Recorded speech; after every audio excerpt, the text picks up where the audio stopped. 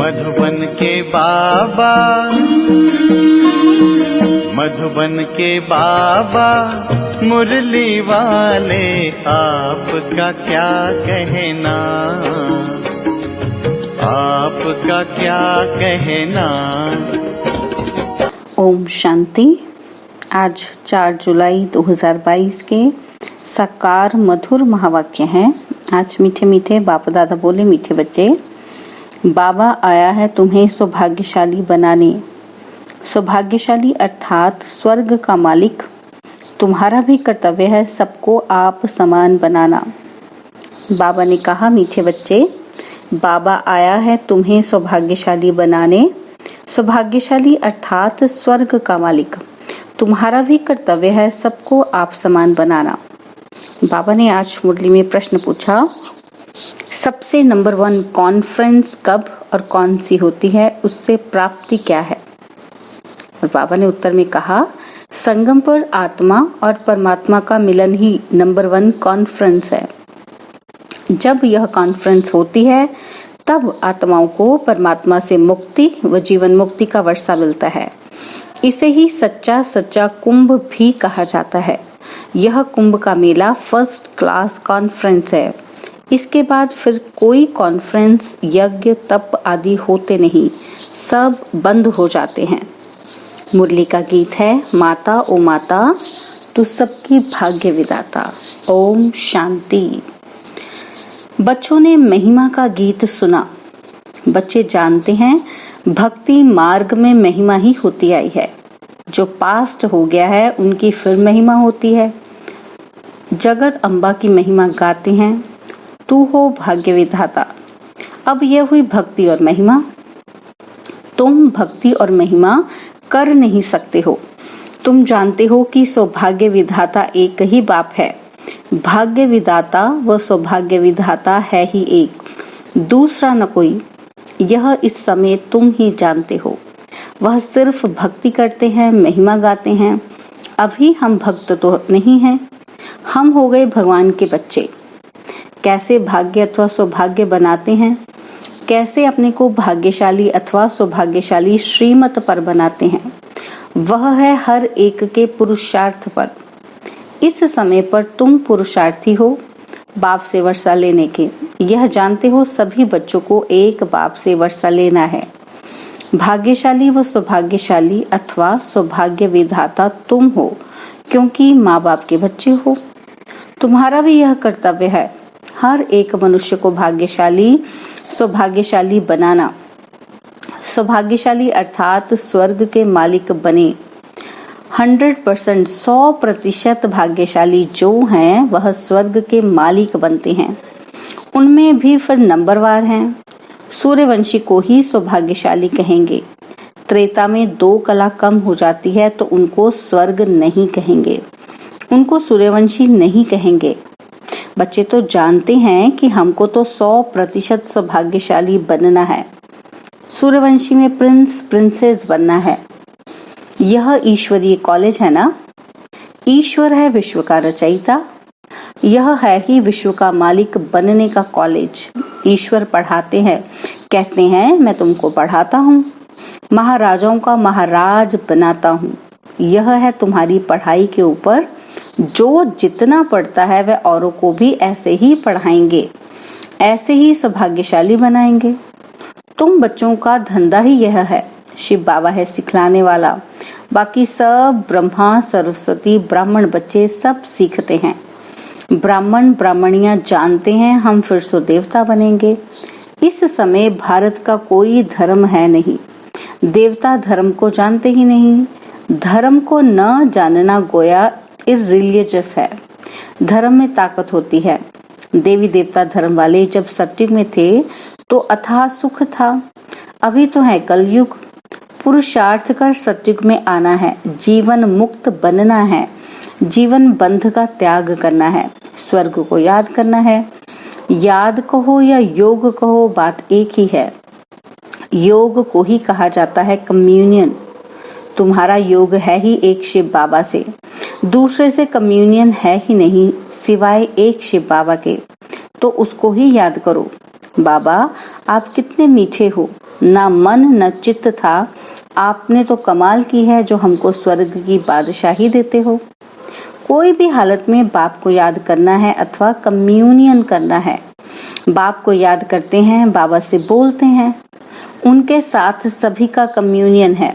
जब आफत आती है तब कहते हैं कि हे भगवान, इनकी आयु बड़ी करो, अर्जी हमारी मर्जी बाबा आपकी। तो यह कम्युनियन हुआ ना। यह याद की यात्रा होती है एक बार, जबकि बाप आकर सिखलाते हैं और सब कम्युनियन मनुष्य को सिखलाते हैं। गुरु के पास जाएंगे, कृपा क्षमा करो, यह आफत मिटाओ। अभी तुम बाबा के पास बैठे हो, बाबा को याद कर कह सकते हो कि बाबा इस हालत में हम क्या करें। बाबा समझाते हैं कि बच्चे, यह ड्रामा अनुसार दुख सुख होता है, तुम्हारी कम्युनियन है ही बाप से। बाबा कहते हैं बच्चे, यह तुम्हारा कर्म भोग है। अभी हम तुम्हारी कर्मातीत अवस्था बनाने आया हूँ। कर्म भोग तो भोगना ही है। अभी मैं तुमको ऐसा ऊंच कर्म सिखलाता हूँ। यह कम्युनियन होती ही है आत्माओं की परमात्मा के साथ। परमात्मा बैठ आत्माओं के साथ कम्युनियन करते हैं, और कहाँ भी परमात्मा आत्माओं से कम्युनियन करे या आत्माएं परमात्मा से करे, यह हो नहीं सकता। वह तो ना आत्मा अपने को जानती, ना ही परमात्मा को ही जानते हैं, सिर्फ गपोड़े मारते हैं। ये कब सुना कि परमात्मा स्टार है, उनमें सारा अविनाशी पाठ नूंधा हुआ है। कब ऐसे अक्षर सुने? उनका कम्युनियन कभी होता नहीं है, बातचीत होती नहीं है। वह तो सिर्फ ब्रह्म को याद करते हैं। ब्रह्म से तो कुछ बातचीत हो न सके। बातचीत तो होगी आत्माओं से। आकाश से क्या बातचीत करेंगे? आत्माएं जो महतत्व में रहती है वह यहाँ पाठ बजाने आती हैं। बाकी निर्वाण धाम में क्या कम्युनियन करेंगे? वह तो तत्व है ना। कम्युनियन होती है परमात्मा के साथ। आत्मा ही बोलती है, सुनती है इन ऑर्गन्स से। आत्मा बिगड़ तो शरीर कुछ काम न कर सके।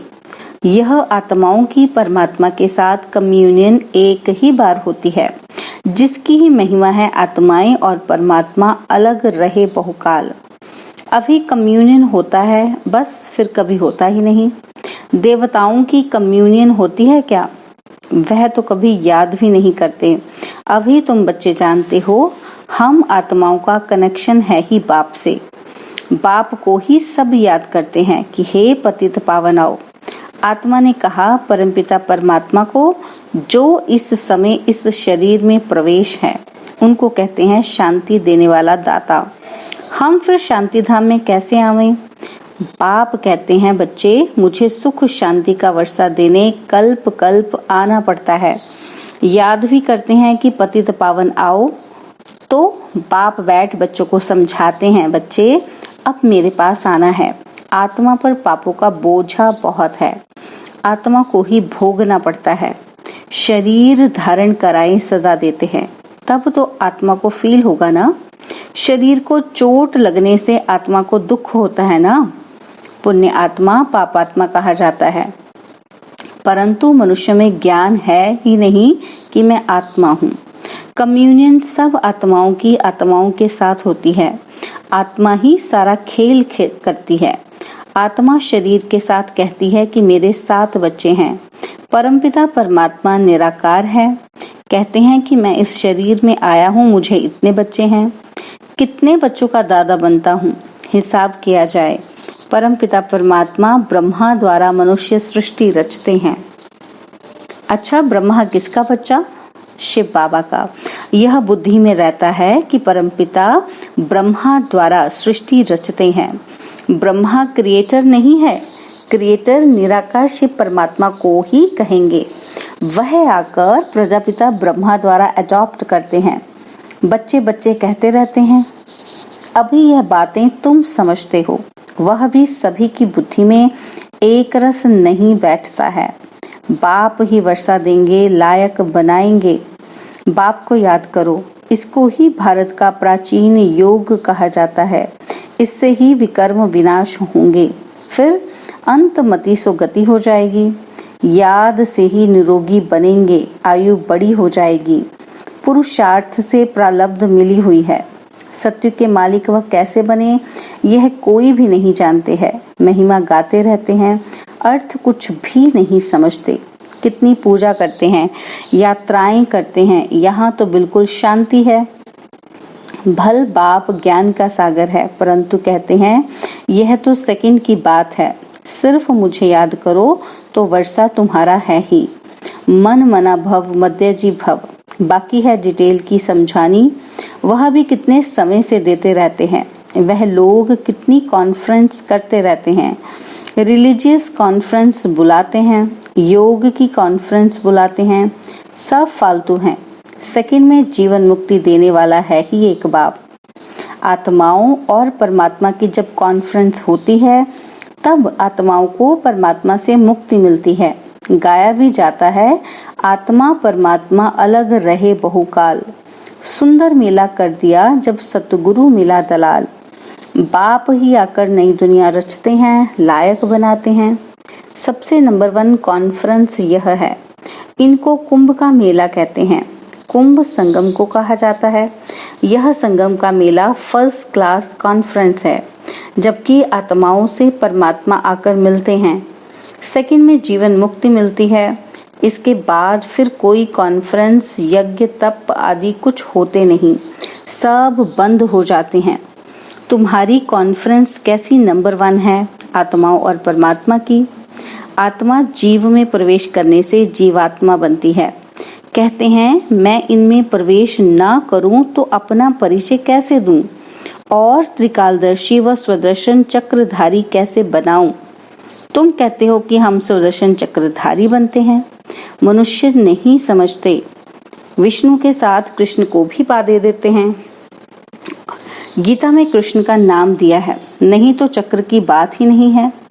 तुमको बैठ सृष्टि के आदि मध्य अंत का राज समझाते हैं। यह कॉन्फ्रेंस कितनी फर्स्ट क्लास है, और जो भी कॉन्फ्रेंस करते हैं वेस्ट ऑफ टाइम है। सबसे अच्छी कॉन्फ्रेंस यह है जीवात्माओं और परमात्मा की। जीवात्मा याद करती है परमात्मा को तो जरूर जीव में आएंगे ना, नहीं तो बोलें कैसे। यह कॉन्फ्रेंस सबसे अच्छी है जो परमपिता परमात्मा आकर सर्व को सद्गति देते हैं।